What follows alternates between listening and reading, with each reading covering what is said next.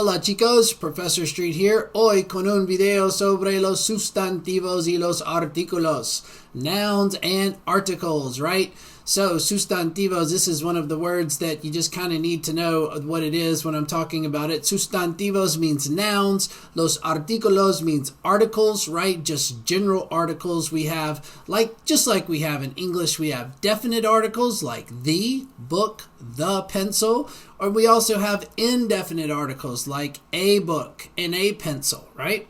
Let's look at the context. I'm a firm believer of learning through actually engaging with the material is better than just listening to a bunch of grammar rules, right? So we have a conversation with Ramona y Paco. What does Ramona say? Ramona dice, tengo todo para las clases. I have everything for my classes. La computadora portátil, unos cuadernos y un bolígrafo.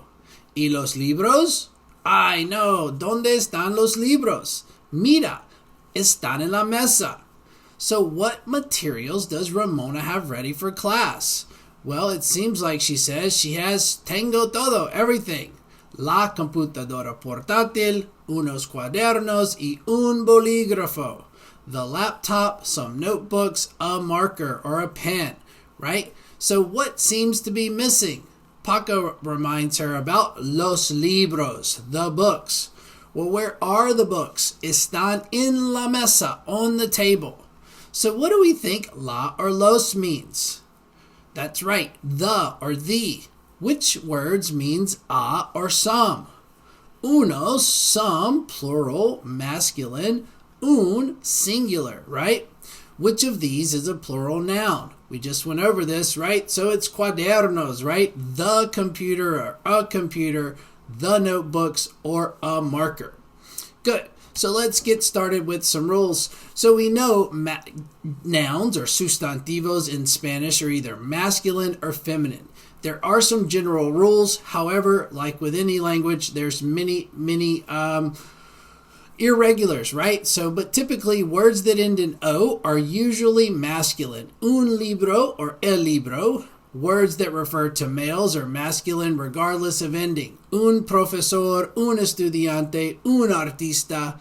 The same is for women, though females write una profesora, una estudiante, una artista.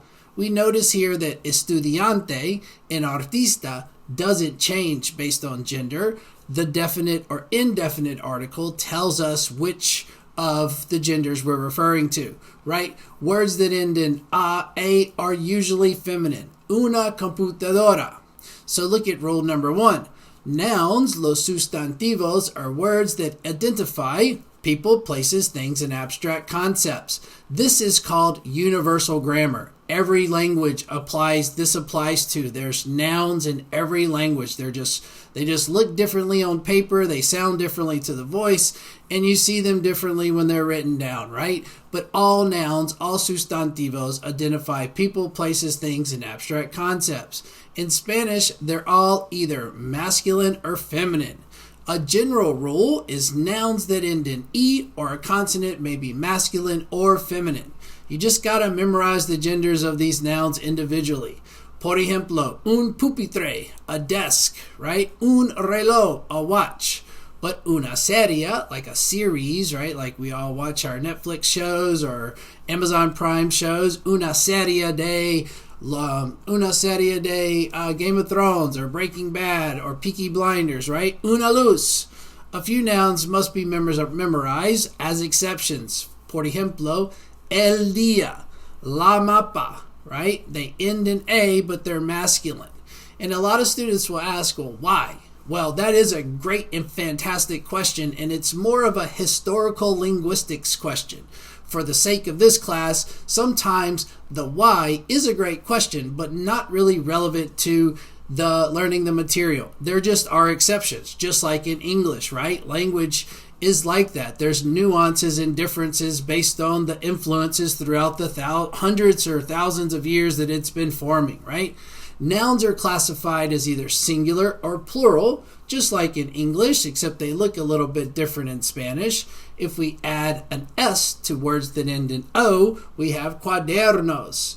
Words that end in a consonant, we can add ES, profesor, profesores.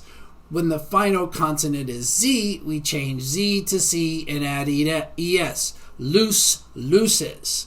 To refer to a mixed group of males and females, use the masculine plural. Profesores, right? Male and female professors.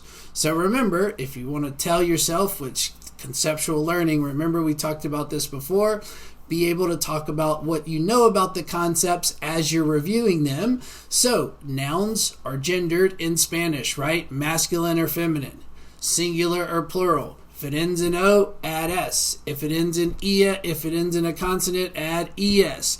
If it's a Z, change to ES, to C and add ES, right? So, and then some of them, they don't change for gender. The article tells us if it's masculine or feminine. For example, un estudiante or una estudiante, un artista, una artista. Very good. Okay. Número cuatro. Nouns are often used with definite articles, right? Artículos definidos, the word the or the. You must choose the article that matches the noun in gender and number. This is a great chart where we'll see singular, plural, masculine, feminine. Those are the four categories that we have to deal with nouns in Spanish. So, el libro, los libros. La mesa, las mesas. El libro is singular masculine. Los libros, plural masculine. Same with la mesa, las mesas. Los libros están en la mesa. The books are on the table. Definite articles are used before titles such as señor, profesora, when you talk about a person, but you don't talk directly to that person. So if you're talking about someone, for example, la señora Perales está enferma. But ¿cómo está usted, señor Perales? Right? Señora Perales.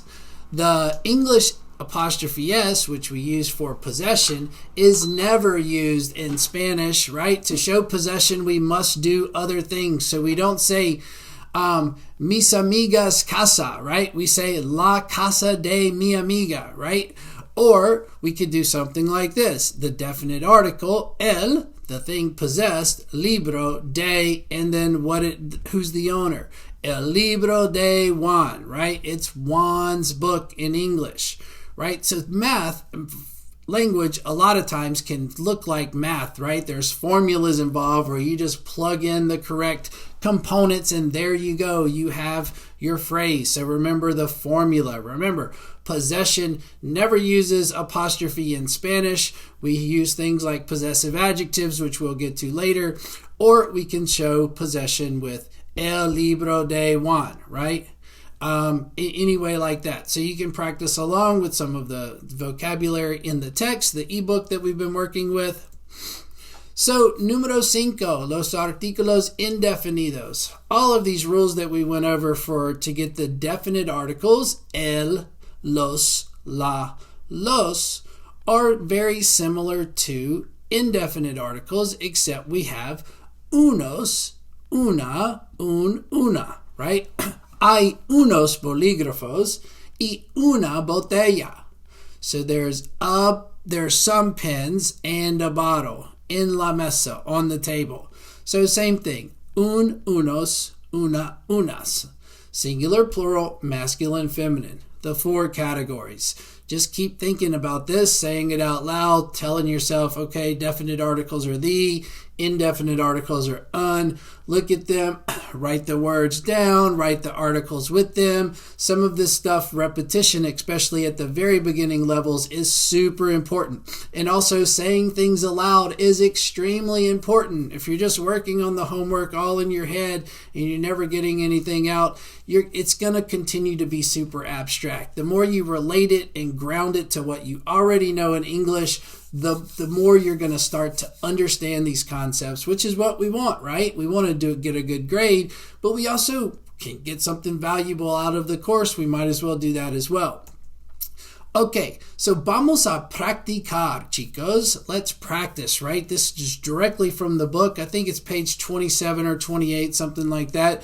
I copied, screenshot these to make the PowerPoint, but let's practice. Que número. Working with a partner, play a guessing game. You're going to work with me with this one. The person randomly selects a drawing and identifies the object. the second person listens and says the corresponding number of that object.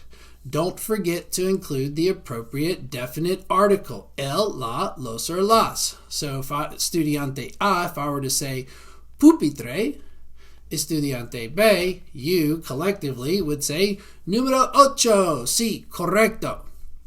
Okay, let's start off with something easy. La mochila. La mochila. Sí, número 6. Excelente. La profesora. La profesora. Excelente. Okay, here we go. One a little bit harder. El mapa. El mapa. Good. Excelente. Número 10. El papel. Oh, sorry, I gave you the answer for that one. Sorry. El papel. Good. Número 10. Excelente. What about la puerta? La puerta. La puerta. Sí, número 5, the door. Y los bolígrafos. Los bolígrafos. Sí, tenemos 2 bolígrafos para número 4. El reloj. El reloj. Sí, tenemos número 3, the clock or the watch.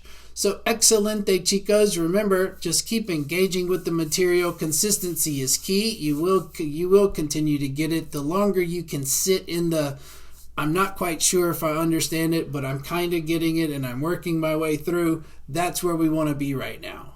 It's not something you're going to look at one time and just get all the way, right? Language, you must consistently engage with it. Reach out. Say you want to meet with me. I'm happy to set up a time to practice some of this, help you with some of the homework, etc. But just continue to do the work through the class. Message me if you have any issues, and I will talk to you later, chicos. Hasta luego y ciao.